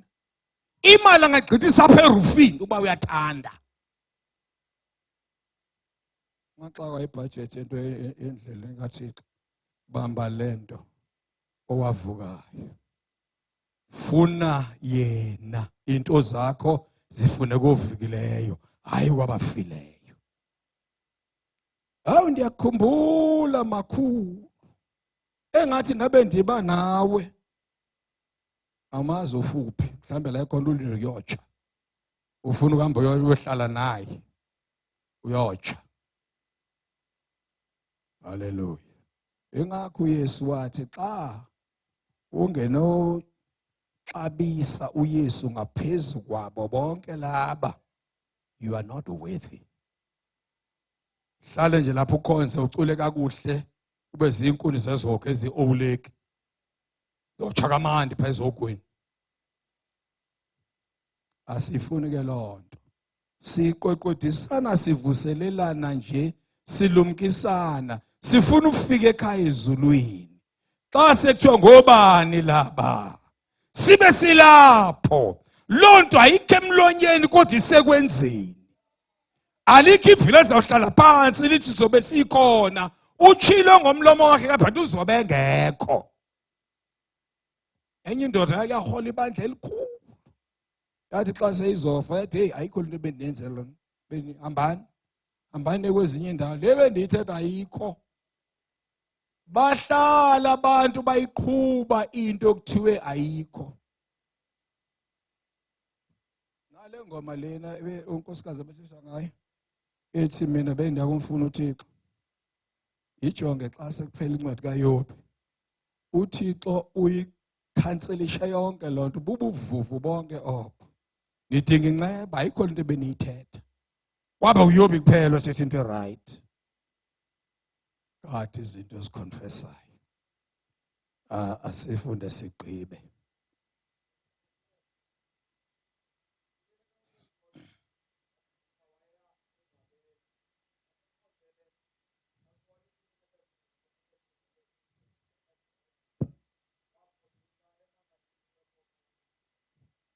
uPetros lo ugijima engcwabeni lomuntu abemphikile. Wazi wathuka inhlamba etanimazi lo. Ithetha uthini ke lonto? Sublame uPetros. Mhlawumbe wena umthuke west kunoPetros. Lezi zisifundisela ukuba singakhawulezi uthetha.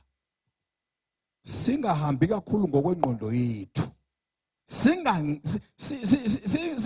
size qoba ke ngokusime ngokuqonda kwethu kuba ke into xa nje ihamba olhlobo. Cha. uYesu noma kunjalo uPetro kwabe yaba nguye futhi xa simbona ngoku eselevukile uYesu seyinguye othethayo ngoku. Usenguthi hayi abanxilile aba. Lo enambethelelayo namnikela kwabezizwe uba bambethelele emnqamlezweni abulawe ngoba babembethe bonke akabulawa bengazi akazufa. Uboneke futhi into uma uzenzela. Angithi abaphristi abakhulu bathi kuPilato igazi lakhe alibuzwe kuthena nabantwana bethu. Xa usuqhubeka ufunda ngale sebethi thina abantu bafuna igazi lalomuntu libuzwa apha kuthi. Kade betshilo nje bezinikela ngalena. Kade ngihleka lapha nonkosikazi ithi I wonder la team lena eyathi ngeke ukutya uPaul engambulalanga. Wathatha uPaul wathathwa ngamajoni. Laba lo team yenze njani? Kusho ukuthi yalamba ziyafa. Yebazalwane, ungakhawulezi uthetha. Into zakho zifune apha ezwini lenkosi. Ndiyanditsho benitsho pha ebandleni nithi hayi uyabona ke engathi sekufutshane ukuba ndingashumayeli. Ivele xa ndiyima, by the way andiphethe ebandla ne. Ndiyakhonza nje ebandleni. Nonkosikazi we actually work as missionaries. So sihamba umhlaba nje lo wonke. So ke family yethu seni family ngoku. Hallelujah. Seni family lapha kuthi. And nangoku ininzi into esiyibonileyo yavele yasadaya. Apha ngoJune sibheka eZambia naseMalawi ukuyokhonza abazalwane nokuvusa ibandla ngendlela izinhlupho ezizayo. So njengoba kuliPasika ndiyanicela ngemfefe zikaThixo ake thatha inyawo ukuba iyeka abangani. Ungafuni nomuntu ozomane kuxela ukuthethiwe. kuba umoya lo ufika uthola ubona soloko nifikile anzange ndithi xelela umakhelwane uthi umhle uthini andingangitsho lonto futhi angisoze ndisho ndayiyeka ngoba ndabona ngexesha ndikusa kumakhelwane uphelela kumakhelwane ungabe sagqitha uye kulo Yesu ndikuxelela ngaye ngoba naye bese ndiyazibuza yaqala njani lonto ngoba ayikho apha ayinoke isigadi izinisho enizithethayo nezenzayo haleluya yake ndabanqanda ukhona ke omunye ke ongapha anizobheka ngakhona ave beyithanda ingoma zezimvumi bacula basekhwayeni bathi he has never failed me yet baze bayisho he has never failed me yet uthuka uThixo uthi uyafeyila uthi uyokufeyilisa ngelinye ilanga azange bayiphicothe lanto abayiculayo ukuthi iyasupportwa naye imibhalo nomoya lomuntu acula ngawo kawazi akutheni ningake nenze ezini izinto nangu sisithandile waseMossel Bay besine kwaye segroup besicela kwethu ngabakhumbuzi bakaYehova bengaculwa noma yiphi imfitshi bekuculwa ilizwi likaThixo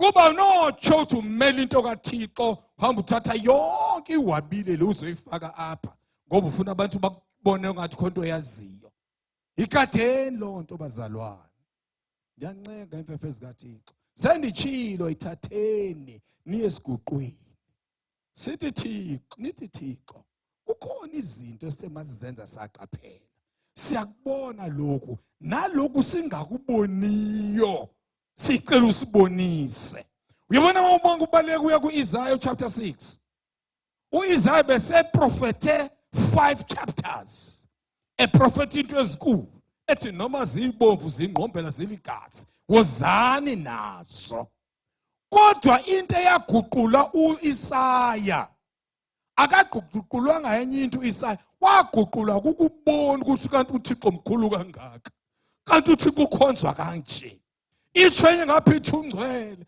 nenye ithi ungcwele wathi ebona isihlalo sakhe ebona izinto eziqhubekayo wase kwaba sisibuko ndimkhonzile uThixo kodwa le azange ndayiqonda wathi maye kimi engathi singahamba sithi maye kimi Thixo ake undincede undivelele wathi maye kimi wathi yo mina ndingumoni uThixo masinga isipili selizwi likaThixo masisibukisise masisiphinde emuva ke siphinde emuva bazalwane sinesigqibo noThixo uYakobi ebalekela umfowabo uzoyifundela wena eGenesis 28 uthetha noThixo sebonile uThixo uthetha umuntu othwele isiqalekiso sokuba ubuzibulo uhamba ngomoya kaEsawu ula kuye ubuzibulo bakaEsawu uthi xa unigcinile kule ndlela wandipha ukutya ngathi ndabuyela kubawo konke ondipha kona ndiyokulizela ukweshumi xa sele buya ngoba nakhona ezinye izinto zonke kanti ziright nje kanti ziza kubetha asiva phezweni ukuthi uYakobi waphinde wadibana nomamakhe wagqibela wamncedisa ukuba ubuzibulo emva koloko wathi hey uzafa ngokulento esiyenzileyo hey baleka uye kwaLabani wabaleka asazivanga bawaphinde wathi esakuvayo xa sele buya wancedwa ukubuyela kuThixo wancedwa ukuwelisa yonke into ashiyeke yedwa noThixo hayi kumandi xa sihlangene kodwa masihlangane umuntu ngamnye ebambene noThixo ngoba uzathi ehleli noThixo uThixo afika amnika athi ndifuna oku endlini yami athi mfike naloka lakheke ibandla ungakheki O men of God, no men of the hour, asebe baninzi nabapostile ngoku. Wangathi umyekelela ngelila ngazi ngakuthiwa kwenzekeni. Wathi hayi ngumpostile, hayi ndiyazi ke kwalonto. Endikwaziyo ndithuyiwe qha. Lo ndithumileyo ndiva kuye. Wena lo ndixelela yona andiyazi, akangandixelele. Ungavumi ukuthatha into uYesu angakhange ayithethe kuwe uthi uyiyo. Bokulahlekisa abantu bethi bayakuthanda. Usebenzisa kwabona labo bathembileyo. Asethi yo tata uDunu uyabeka. uThixo ngelo xesha uthi lento uyithetheleyo ngakabili bekuthume yona. Yebazalwane, ayondlalo lento yasezulwini. Lento yokuba ukukhutshwe ongenasici, enziwe isoni engesesoni, azafa ukufa kwehlazo emnqamlezweni ngenxa yami. Hayi bazalwane, engathi inkosi ngasisiza siphenduke. Andazi ukuba ke njengoba silapha nje, awu indisikelele into ye-altar call lapha and niyamamela. Senimamele naphakama ama-altar calls umthandazo wami uThixo ke ngoku anifake etotini yakhe umuntu ngomuntu. Ngoba isilingo sizovela sesiphume ePasikeni. Isilingo sizovela siphume ePasikeni. Sake sihamba kuMande semtshatweni eKomani. Xa sibuya umntakwethu esasibaleka naye waphelela endleleni. Waphelela endleleni. Ndakhubeka. Ndakhubeka. Thixo umthatha njani umhlobo wami? Endobe khonza kabuhle, aziwa nationally uthi ngumzalwane ophila ngcwele. At the age of 26 wahamba. La ndoda isix umzuzu wokugqibela ithi kume Mkhonzi isezinhlungwini. Itshuwi iphuma ngomlomo kuba kwaqhabhuka isinye. Ithi uThixo ulungile. Hey, ndayibuka lana yaphinda yathi Mkhonzi uThixo ulungile. Wathi hamba umkhonze. Ulungile uThixo. Amazwi okugqibela ndava kuye lawo. Angede besiyovuya semtshatweni ongcwele. Kodwa kwahamba endleleni ndathi ndikhubekile kunzima kum. Afika umoya ongcwele embonweni. Wathi la ehleli khona uhleli kakuhle. Nambona wathi Mkhonzi ethethela wathi Mkhonzi ungakhathazeki. Wathi kule ndawo yona kuyazukiswa. Kule ndawo kuyo esatsho unkosikazi uthi indumiso le ayipheli abakhona singakabi khona. Isaqhubeka. Wathi xa etsho njalo ngathi qhubeka udumise lisebhiza apha emhlabeni. Qhubeka nimdumise uThixo. Ndibhiza azange ndithi noma undijonge. Azange ndithi noma uthini kuye ngami. Kodwa ndathi ndibhiza apha emhlabeni. Hambani hlalani nimkhonza apha uThixo. Kuba ndangenayo into yoba ngathetha ntoni yokuthi ndicela ndenzele ntoni uYesu ubonele kum. Bonele uYesu kum. Andazi ke kwezi zinto zibekiwe kusuka Friday, Thursday in fact. Siyaxolisa Thursday asikwazanga ufika. Sasizimisela uba siqale nani ePhasika. Kwathi kuba khona indlela yasithathayo ke. Naye yafika kamva. Ndandinane into ufuna ukuthi inkosikazi asiyeke singayi phasi ePhasikeni. Kodwa ke nabona uba iyadingeka naleya kuba ngabafowethu nabadadewethu nabenkosini noma beyifamily. So saya ke futhi nakhona sabona isidingo soba bekufanele siye le. So siyambulela kuThixo nangemthandazo yenu. Unkosikazi uphilile nifike naye engaphilanga apha. Ufike ngaphilanga apha. Hayi bekungekho kuhle. Kuhle. Kwasho uba uThixo wandinika umuntu ongatefiyo. Akatefi kodwa abe nanenkani noma sindithi hayi boyima. Haleluya. Siyambulela uThixo mase sothandaza abazalwane sesawuvala. Uvile. Njengoba uhle lapho nje kukho izinto othi xa uzijonga uthi andenzanga kakuhle apha. Haleluya. Andenzanga kakuhle apha. Ikhona into yona futhi esilimaza kakhulu bangcwele. Amehlo nengqondo nenhliziyo inhlambuluko enkulu ifuneka kulo ndawo. Ndahamba kakhulu noMtaka Sonyoka. Into ebithi la edolobheni lo mfolo waswelekayo athi hey ubhuti edolobheni uthi hamba athi emehlambu uyaphila nkazana.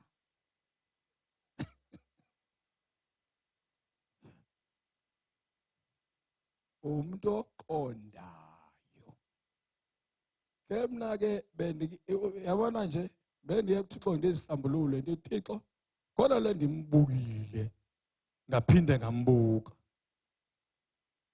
angeke ungababona uzobabona. Yabona intaka lezi esibhabha phezulu asiwazi wenza into ngazo. Yinye into ongayenza uba ngeke uzivumele sihlala lapha kuwe. Hayi lapho ke ngesihlala lapha ku ungakuzenza bhetele futhi. Watsho omnye umfana ngapha ezantsi noMzantsi Afrika efakaza nofakazi lobeni mhlambe ebuye bungabibikho. Wathi mina ngisindiswe si nenyama mithuli tu. Washo bakhona otata abahlakaniphile abakhulileyo bathi nyana zapha sikuthandazele kukho into erongo apha kuwe. Kuba uzophela ungoyisanga. Hayi kanti ke futhi ke nansi enye into lathi mincinci avikhohlisani yodwa. Yebo mandinixelele eMtaka Fulani avenikhohlisana ninodwa. Ikhona izinto abanganixelela izona bawuduna. Abathi mabethi manginengxaki nje ndenze njani? Mangingenze njani? Usithola izinto xa uhlala nabo kahle phansi ubabuze. Hey Thixo vuma sokusihlale ngelila. Yenibuza imibuzo yonixaka. Ngafumana enye into kubona. Uthi sithi asibarobhe ngendlela emangazayo. Xa uKristu ayikho into ozizamelayo impi othi mawuyela uthi makunje ngizokwenza nje. Especially ngomzimba wakho. Nyandi ivamos. Hayi ungakulinge. Uyofa ufele emanyaleni. Akulinge. Ayikho into emanje okuThixo ngento ekuhlulayo uyolila kuye. Uma ulila kuye futhi ulinde. Ungacela enye into usayibonise khona Thixo leyanto intakekile yona. Thandaza uzilethi xa uyohluleka yini. Ndenze ntoni ngoku Thixo? Uyaphendula. Khona ke nawe khona ke masibe ngenyawo sesizawuthandaza. Masibe nyazo thandaza. Ungayi komfuna kwabafileyo uvukile. Sithi uvukile. Uvukile. Uvukile wena nhloko yabo bakholwa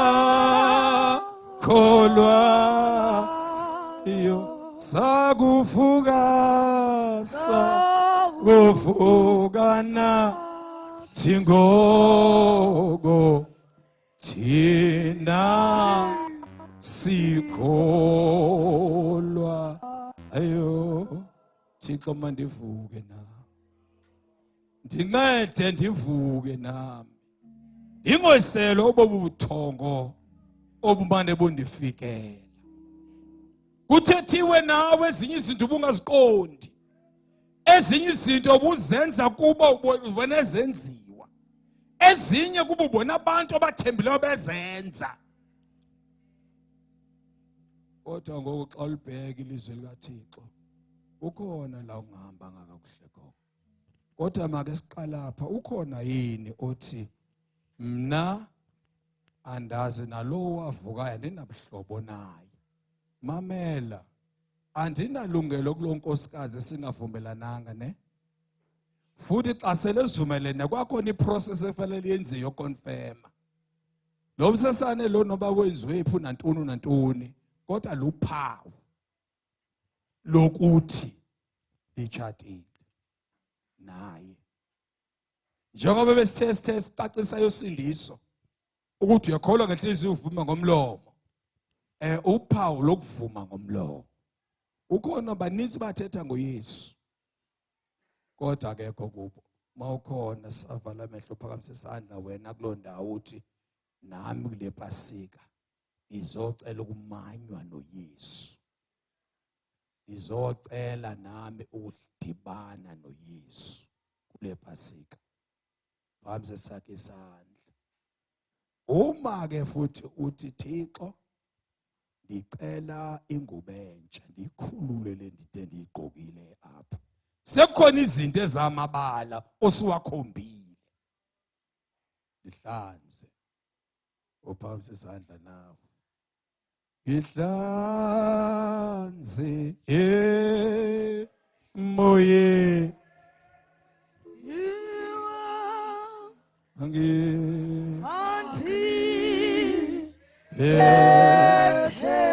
Mandi bethelwe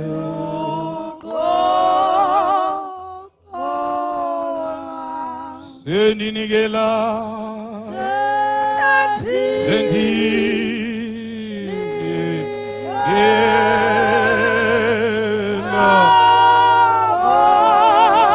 Sikunikela konke kuwe Jesu.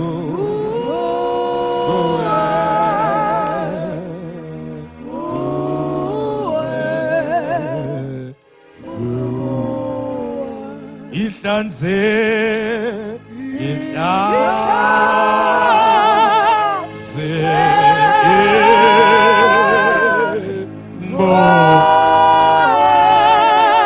awundihlanze moyeni wami ngibethelwe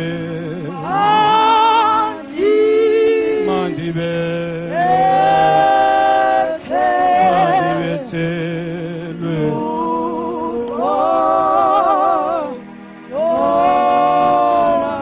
Sendinikela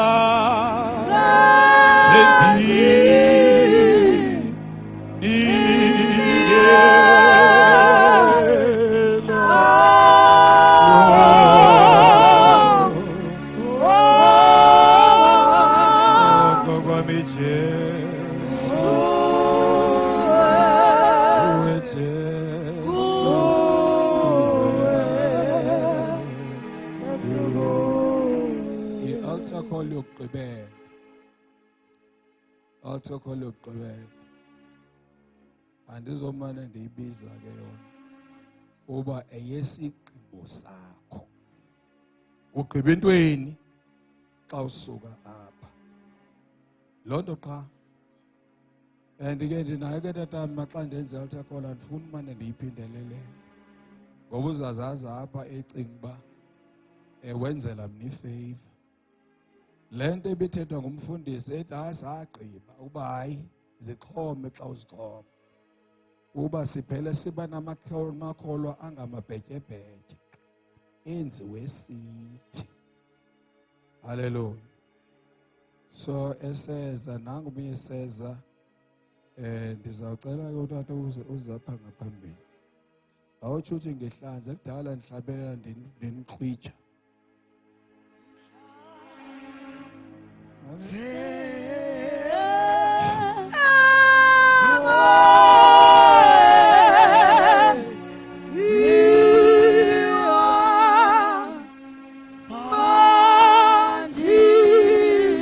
andibethelwe uqobo lwami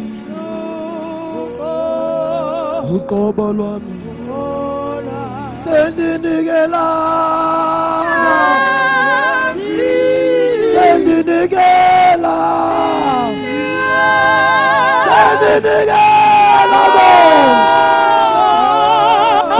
kwami mama kuwe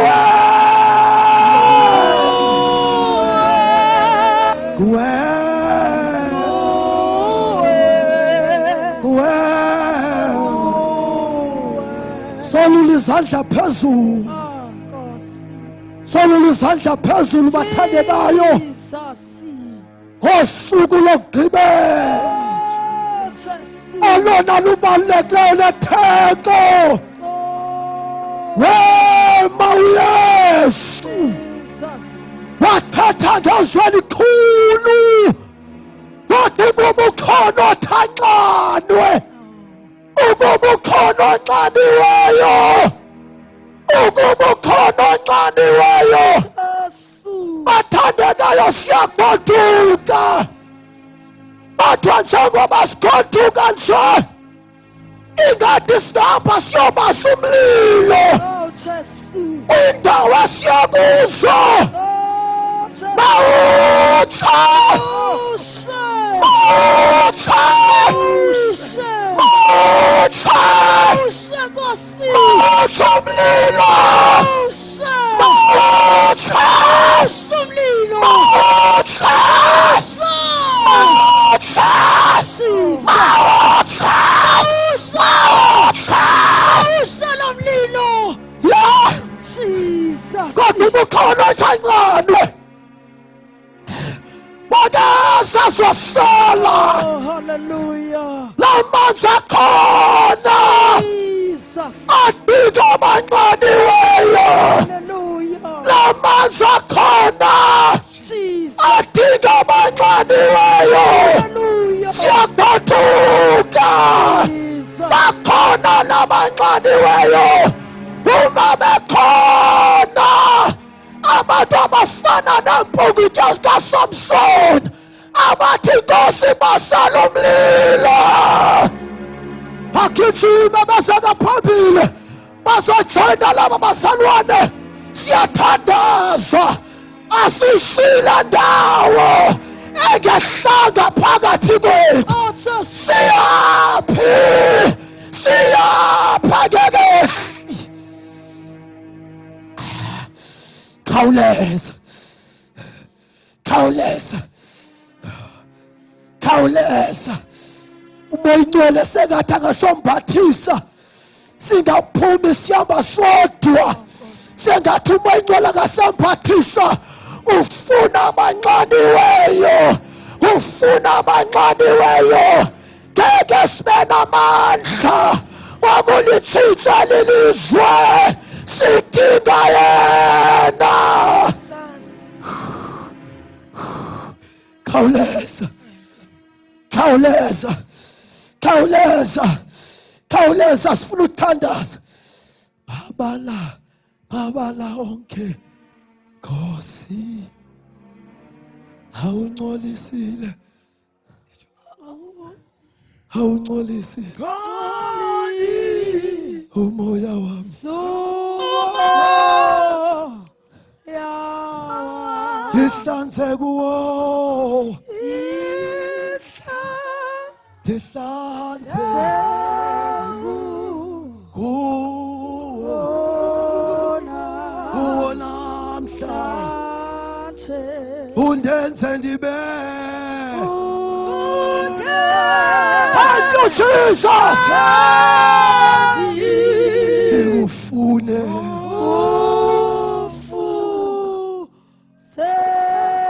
Sendinikela. Sendinikela.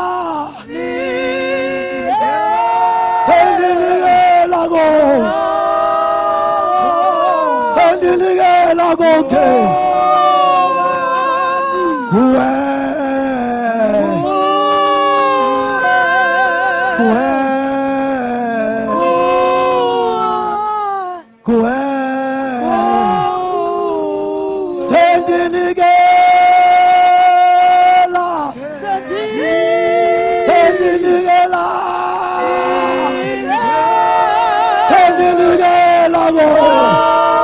Tathi bafundisi bese ngaphambili konke okwami.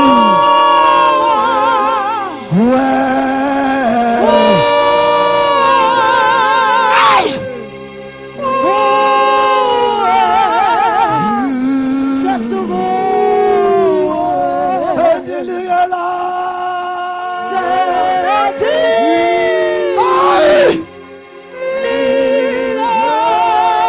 Ukhona. Sifala naye.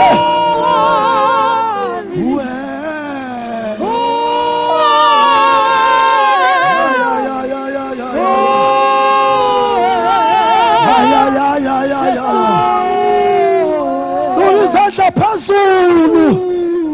Ukhona.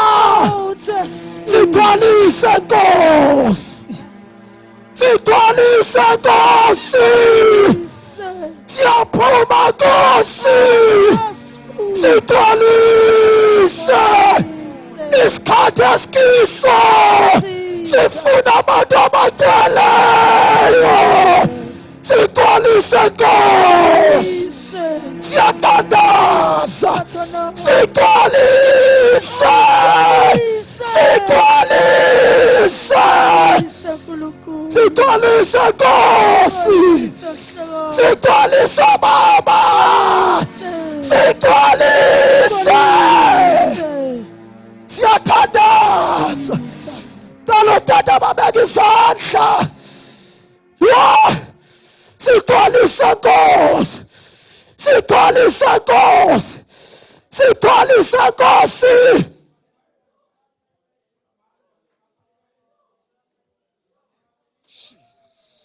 Thank you, Jesus. Jesus. Thank you, Jesus. Mighty name of Jesus. Yes, Lord. Yes. Thank you, Jesus. Thank you, Jesus. Siyabonga Baba. Phakamisa izandla zakho nawe phonga semva. Phakamisele phezulu vala amehlo wakho. Siyabonga bawo, siyabonga uNkulunkulu wethu. Siyabonga mphemo ophephela kwethu. Siyabonga, siyabonga. Siyabulela unamandla wena wehluleki. Uyinkosi yankasimulo. Siyabonga, siyabonga. Egameni lika Yesu waseNazaretha. Thank you, Lord Jesus. Oh, thank you, Jesus. Oh, thank you, Lord. Thank you, Jesus. Thank you. You are holy, holy. Are you all my worthy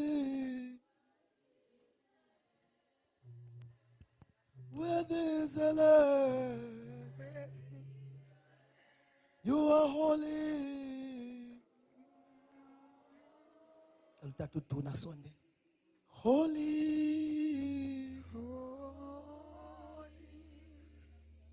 are you all? Almighty,